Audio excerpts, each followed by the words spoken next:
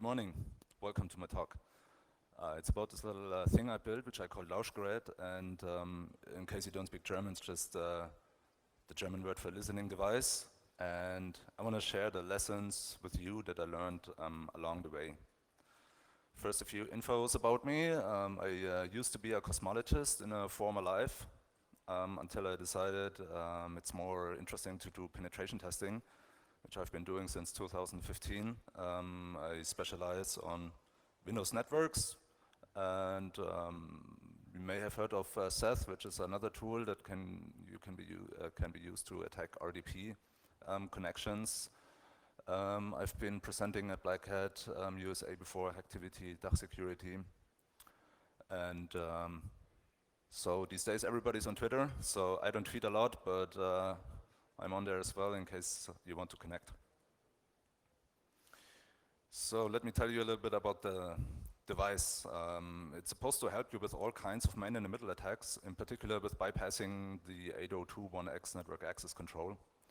And it's also doing TLS inspection. The motivation was kind of when you're doing a pen test and they have 802.1x deployed, you always need to do everything step by step again, and 802.1x bypassing is essentially a solved problem, so I didn't want to do everything over and over again every single time, especially if there's a few different configurations. You know, sometimes you have a client which does DHCP, sometimes it's a static IP configuration, and then you have to redo everything because your usual workflow doesn't work anymore.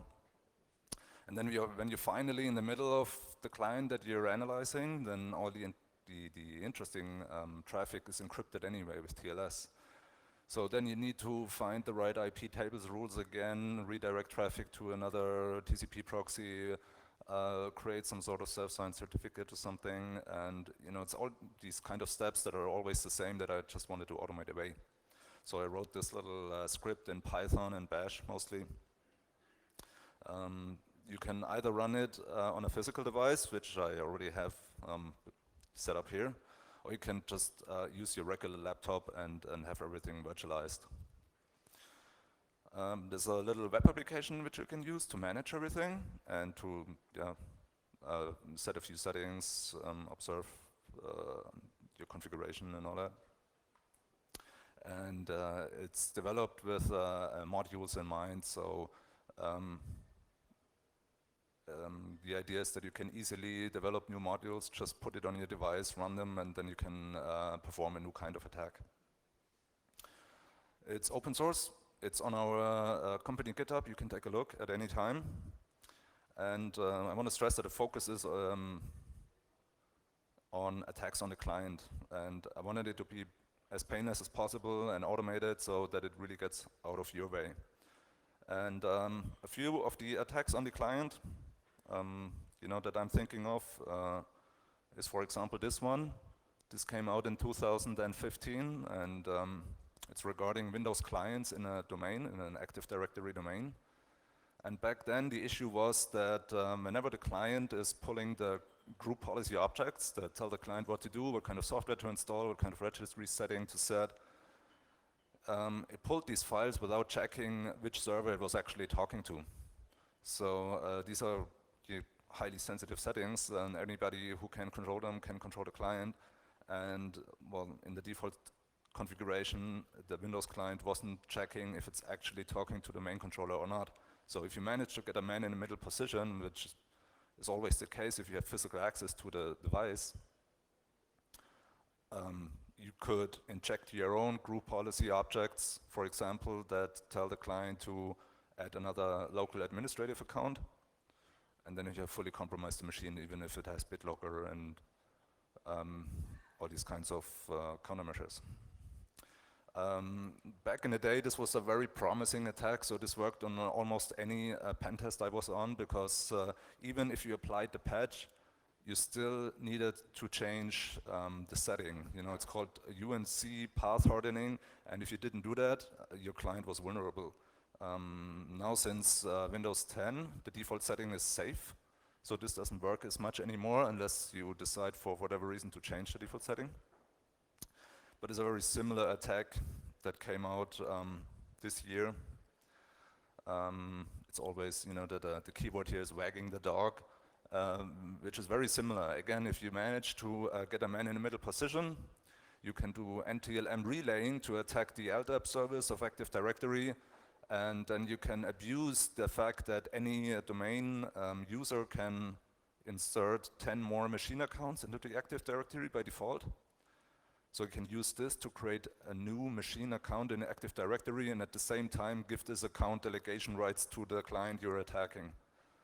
So again, in this case, you immediately have local administrative rights on the client. And this type of thing you could easily do if you just attach a device between the client and the switch, hit run, and it could be all fully automated. So the setup is pretty basic. You can imagine it like this. On the left-hand side, you have a test client, a laptop or something. On the right-hand side, you have a switch. They're connected, and you just go ahead, unplug the cable, insert yourself in the middle, and the idea is then to just observe and manipulate the traffic. So this is pretty abstract. Let me show you a real picture. That's what it looks like. I put it on a Raspberry Pi here. And that's actually the same device that I have right here. And there's also an attacker interface which you can see here. So one cable goes to the client, the other cable goes to the switch, and then you can attach your own attacker laptop to the device to manage it and run attacks and do whatever you need. And if you don't want to use the Ethernet interface, there's also a Wi-Fi network that's created by the device. If you actually look in your phones and the list of Wi-Fis that are in this room right now, you should see this device as well.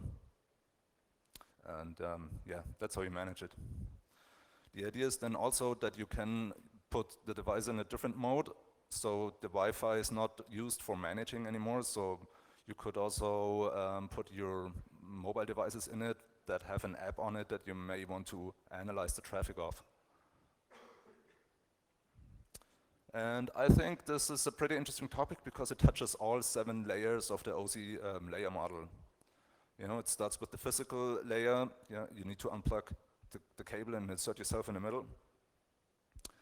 Then on the link layer, you need to do some source netting to change the source Ethernet address of the packets that are leaving the device.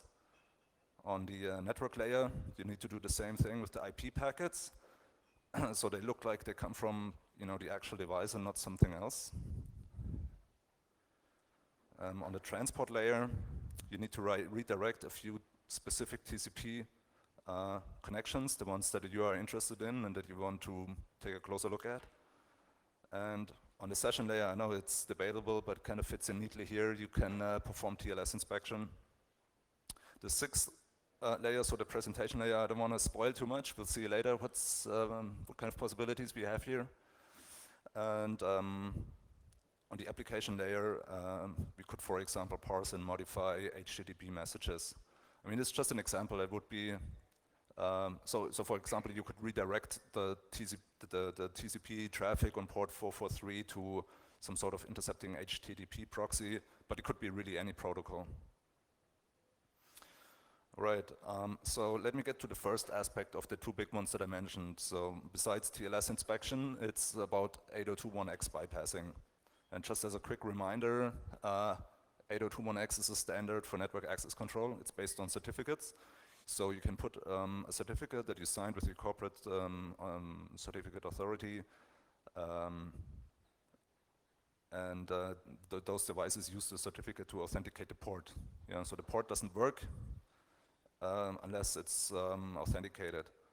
And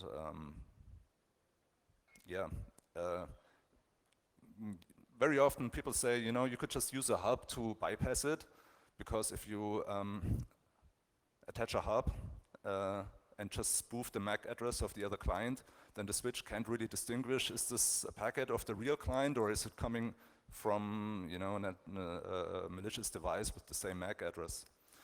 But the problem with this is, so this kind of works, but the problem is that you have a race condition. if there's two devices with the same IP address and the same MAC address on the same port switch, one device could receive an ACK message from the switch that it wasn't supposed to receive because it was supposed to receive by the other device. And if it doesn't know what to do with it, it's just going to close the connection. So you're going to have a lot of missing or closed connections. You're going to have network problems. So one thing you could do is you could just let the real device authenticate the port and then just unplug it. But depending on how it's configured, it needs to be re-authenticated every couple minutes or couple hours or something like that.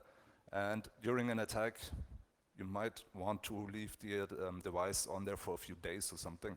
So it wouldn't be fully automated, it wouldn't work like this. So there's a better idea. The idea is that on our attacker machine, we create a new network namespace. Network namespace is really neat because it separates everything that you're doing in this namespace from your regular namespace, especially if you want to access the internet for whatever reason at the same time. And we're going to do a lot of weird things with the network stack, so it's really important that everything's separated from the rest of the system. In this new network namespace space, we put two more interfaces. Let's just call them ATH1 and ATH2 for this talk. In this namespace, you create a network bridge. Let's call it BR0. Then you adjust the source addresses with IP tables and EB tables. EB tables are a little less known. It's also called sometimes a layer 2 firewall, which is basically the same thing as IP tables, obviously, except for Ethernet packets. Then you also need to manually fix the ARP table so the packets go to the right destination. And if that's all done, you can inject your own traffic by routing it via an IP address that we put on the bridge. So none of this is really new. It's not my idea. It's by Alvarez Duckwall IV. He had a talk on the DEF CON a couple years back. And this is basically the go-to talk when it comes to 802.1x bypassing. It's a really great talk. Take a look at the slides. And all I did was implement these ideas and made it really easy to use. I'm going to show you a picture that's representing the network stack on the device. On the left-hand side, you can see the default network namespace. So it has a physical interface, which I have with the solid boxes here, where you can manage the device, access the web interface. And you also have a virtual interface, which acts as a gateway to the Lauschgert net interface on the right-hand side. So this is where all the magic happens. And all the virtual interfaces are marked by dash boxes, while the physical ones are solid boxes. The circles are IP addresses. And the ones I put here, you could choose really any IP address, but you want to choose addresses that aren't used in the actual network. And here I chose IP addresses which are reserved for documentation purposes. So hopefully they won't be used in the network of your client, of the customer. Should be safe, you never know, but should work. And yeah, that's basically it. Just as a reminder, this is like the abstract picture, and again, this is what it looks like in real life. So the client goes to the top, switch goes to the bottom, attacker goes to the left. Same as this. And yeah, that's the whole idea. There's just one caveat though. The 802.1x standard mandates that the EAPOL packets, so the packets that are responsible for the 802.1x authentication, they should not traverse a network bridge, I guess for exactly that same reason, so we don't have two clients at the same port. But it's just a standard, and there's nothing really stopping us from building our own Linux kernel, which doesn't adhere to the standard. This is pretty, it's a lot of work though. There's another solution you could do. You could use something like Scapy to forward those packets manually. This could also be done, but the best thing to do really is just use a kernel flag. They introduced this a couple years back, I think in 2012, with the kernel 3.2, and yeah, this makes it really easy.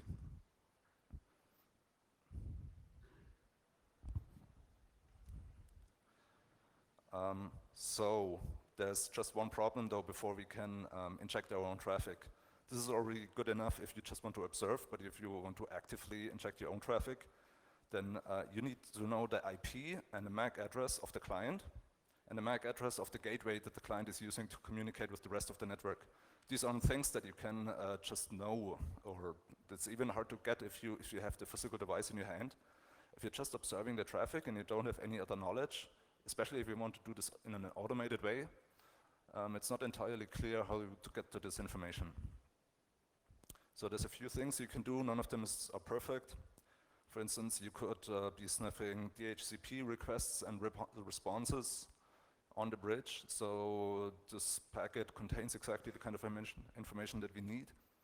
But sometimes the client is using a static IP configuration, so there wouldn't be any DHCP requests or responses. Instead, you could, for example, see where do DNS requests go or Kerberos requests if it's a Windows network, which is usually the case.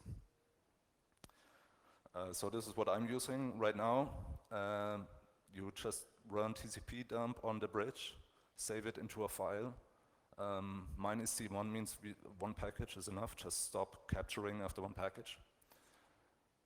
I have the filter condition here, so if it's a UDP packet going to port 53, or if it's a TCP packet going to port 88, which is Kerberos, then capture the packet and quit.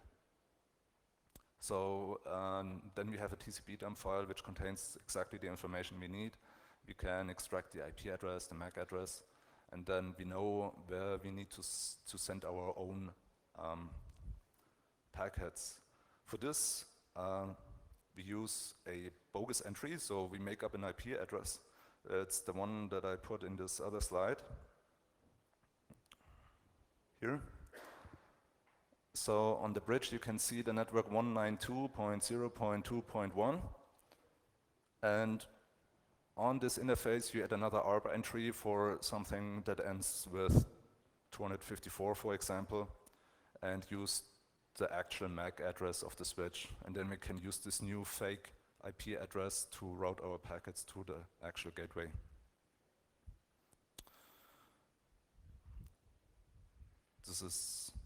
These are the commands you would use for this. So this is where the source netting happens with IP tables. You set a rule that all packets that are leaving the bridge interface need to have the client IP that we now have gathered. And we also set a port range from 61,000 to 62,000. And we also adjust the source address of the Ethernet frames with EB tables. And then the traffic should look exactly like the traffic coming from the real client. So our device actually looks almost like a transparent piece of wire to the network you're attacking. It's really hard to detect this. Now, why did we choose this port range? It's just so the traffic blends in better with the actual traffic. Yeah, these are the ephemeral source ports, so every time a TCP connection is opened, you need to choose a source port, and it's different for different operating systems. You can read them here. And so we chose a tiny range from the kind of ports that Windows is usually picking. There could still be some collisions happening. It's a risk we have to take. But there's two approaches. If you'd rather have no risk of any collisions in the source ports, but maybe you don't need to be that stealthy, you could choose a range outside of this. It's kind of up to you. All right, so I updated my picture, the abstract picture of a network configuration, and this is where I need to add the ARP entry for the new bogus fake gateway IP. Yeah, so now we are ready to inject our own traffic. We have everything set up, and if we're now here we're operating in the left-hand side, so in the default network namespace, and as soon as we have all this information, we can add an IP tables rule.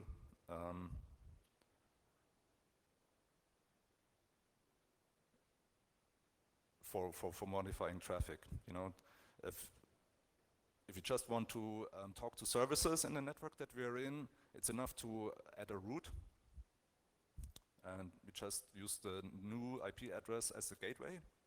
But if you want to actively change data that is flowing into the network, we need an IP tables rule. For example, I want to man in the middle all TCP connections that are going to the IP address 1234 on port 443, and I redirect them to an IP address in our new fake network namespace, where I have a malicious service running that kind of does something to the traffic.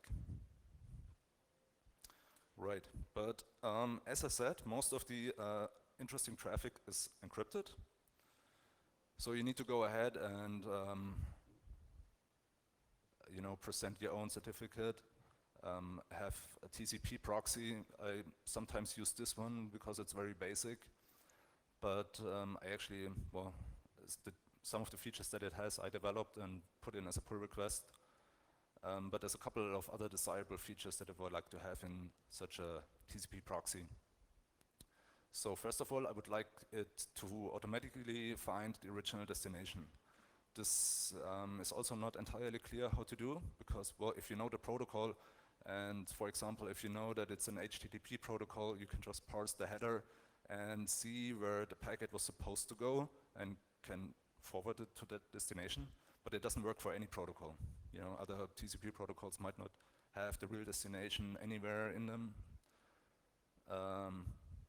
So you need to find something else. Also, the certificate, which your proxy needs to present to the client, I wanted it to look as identical as possible to the original. Usually, I mean, you could use any self-signed certificate, but it's going to be immediately noticed, like Burp Suite does. You know, you'll see port swigger or whatever in the certificate authority. I just wanted to be a little bit more sneaky. And I also want to be able to watch the clear text traffic with in Wireshark. All right, so about the first one, the original destination. It's pretty easy if the connection was redirected with IP tables, because there's a socket option that you can access. This is a piece of Python code that shows how it works. So you have already created a socket in Python. You can use the socket option original destination just to read what the original destination was, and then you already know where the traffic was supposed to go and then redirect it to the real service.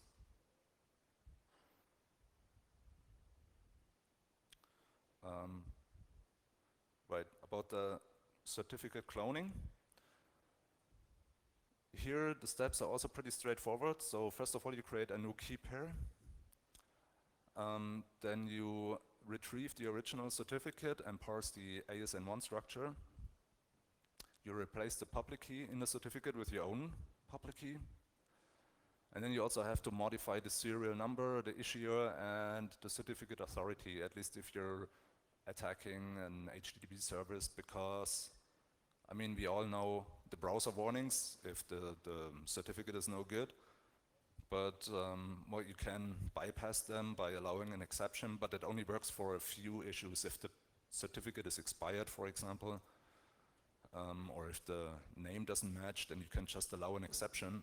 But if the actual the signature isn't right, if it's not signed by the certificate that the certificate claims that it was signed by, then the browser won't allow an exception, because it's like a for sure sign that a man-in-the-middle attack is happening, and there couldn't be any possible way that it's just a misconfiguration or something.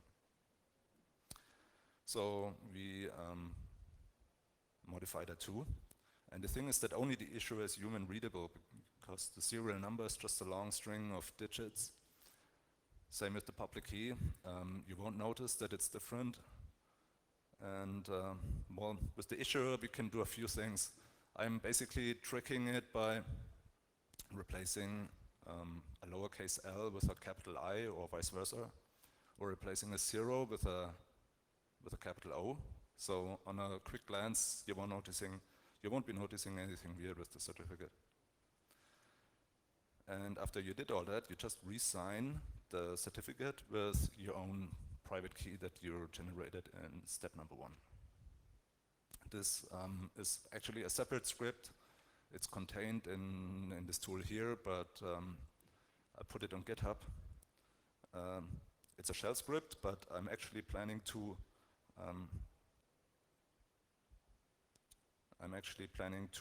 rewrite in Python because it's kind of violating my rule of thumb. It started out with a couple dozen lines, but it grew bigger and bigger, and now I'm somewhere around 400 lines, and it's getting too big. And right now I'm noticing that I'm running out of battery. I'm sorry for that.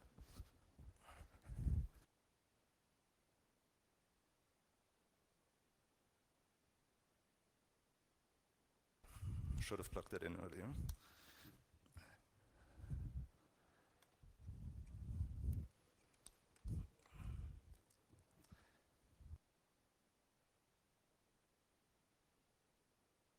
All right, we're good.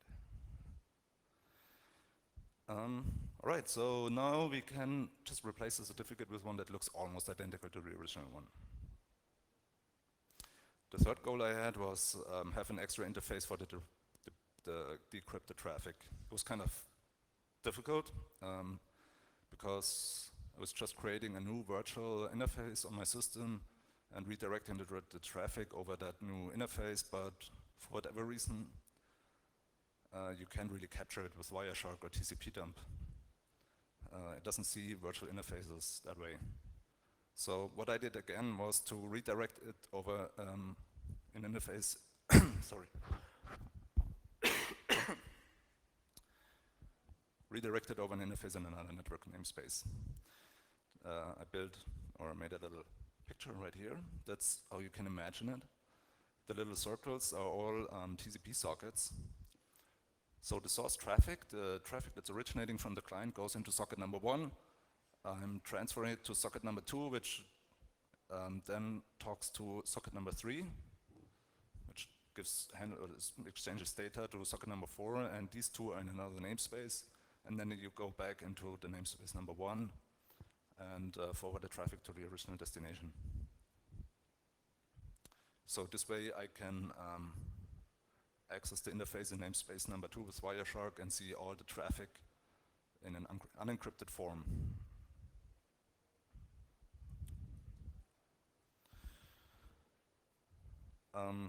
This is done by a separate module. This is for demonstrating the modularity of the Lauschgert. So one module would be to inspect TLS connections. It's also on GitHub as a separate module, but it already comes included with the Lauschgert. And one example of this we will see in a demo. Yeah, speaking of demo, it's demo time. But 4 devices is too much. I would need a victim client, I would need a victim switch, then I would have the Lauschgert itself, then I needed the attacker laptop. And actually in this case I'll show you the physical setup, but if you can avoid it, I always recommend using the virtual configuration, because all you need to do is plug in one extra network interface card, run the script, and you're good to go. With this, you'll need to set up a Raspberry Pi first, make sure that the DHCP is running correctly and everything. It's kind of a pain in the ass, so always go for the virtual setup if you can avoid it. So what I did in this case is virtualize 2 machines. I have the physical Lauschgert right here. I have the laptop, and inside the laptop I have an attacker virtual machine and a victim virtual machine. And the laptop itself is providing a DHCP service, and the victim virtual machine is being manned in the middle by the Lauschgert and connecting back to the DHCP service. So that's the whole setup I have right here. And let's hope that everything goes well. I need to change the output for that.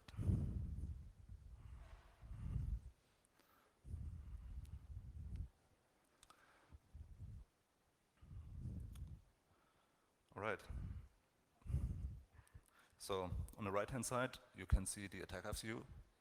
On the left-hand side, you can see the victim's view. When you start Lauschgert by itself, it's turned off. So right now there's no connection for the client. Actually, let me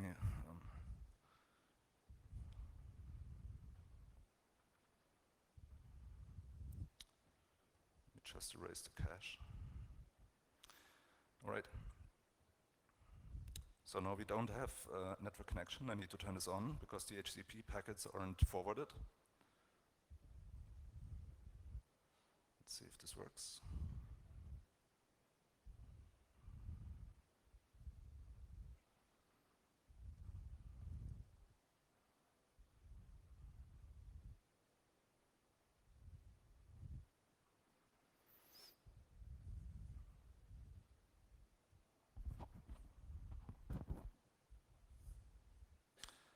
Doesn't seem to be the case. Sometimes there's a little hiccup with the virtual machine. Let me just reset it.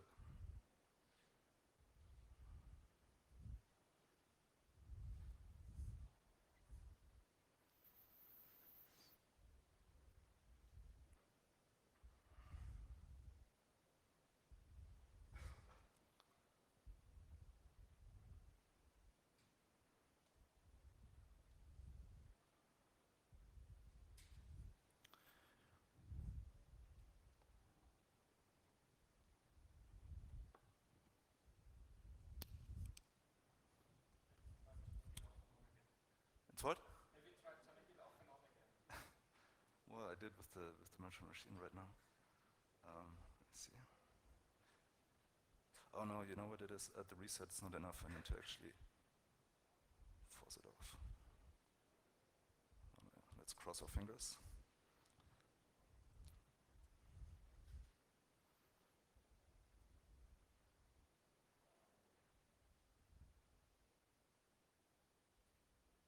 So yeah, you were right.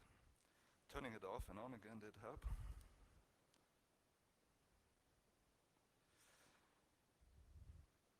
Okay, now our victim does have a connection. I can demonstrate this by visiting Google or something. So yeah, we can access the internet. And now, well, I could already inspect the traffic. Let's see. So now I'm running Wireshark remotely. I'm accessing the interface on the Lauschgert. And again, I'm accessing Google here. And there you can see the traffic already. But as I said, all the interesting traffic is encrypted. So the next step, I want to man in the middle of some website. I'm always using the Black Hat website for that because it's where I first showed this attack. And it's just perfect for it. So first of all, I'm switching into the active mode, and now it's waiting for one of those packets that I mentioned earlier.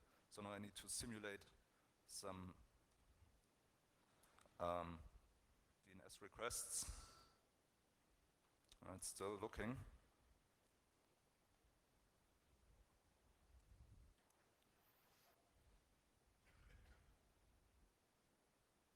There we go. Now it's in active mode. And one of the options on the left-hand side is here, man in the middle. So as I said, I want to actually attack the Black Hat website. And they have 5 different IP addresses, but that's no problem because we can simply man in the middle all of them or the entire net. So let's choose /16. But only port 443. And as the new destination, we put in our new malicious service, which will be running on port 4321. This is our new rule. And I'm going to start this one. So you can see the TLS eraser, it's just for inspecting the TLS connection. There's the classic SSL strip attack by Moxie-Mollin-Spike, which basically prevents the switch from HTTP to HTTPS and during the first request. But I want to actually do something with the traffic, so I'm using this one. I'm starting the service, and now it's running. So if I now visit blackhat.com as the victim, as expected, I'm going to get this message, obviously. It's not, we're not doing any magic right now. And it says, you know, it's an invalid security certificate. The issuer is unknown. Can try to add an exception. If you want to view the certificate, as I said, it looks exactly like the real one. So it's issued by Komodo, at least that's what it says here. You're going to notice that one of the L's is actually an I or vice versa. Can't really tell right now. Anyway, at a first glance, there's no way to notice a difference. Even the validity is the same, everything's the same except the fingerprint or the public certificate. So yeah, let's go ahead. Let's do it. And you notice now we've done something to the traffic, something doesn't look right. And that's the end of my talk. Thank you very much.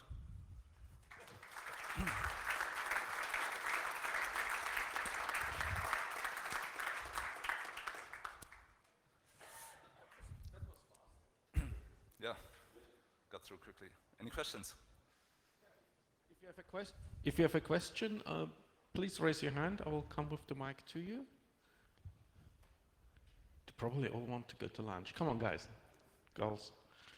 No questions? Nope. Nope. Apparently not. Then have a great lunch and thank you once again. Please. Right. That's for lunch.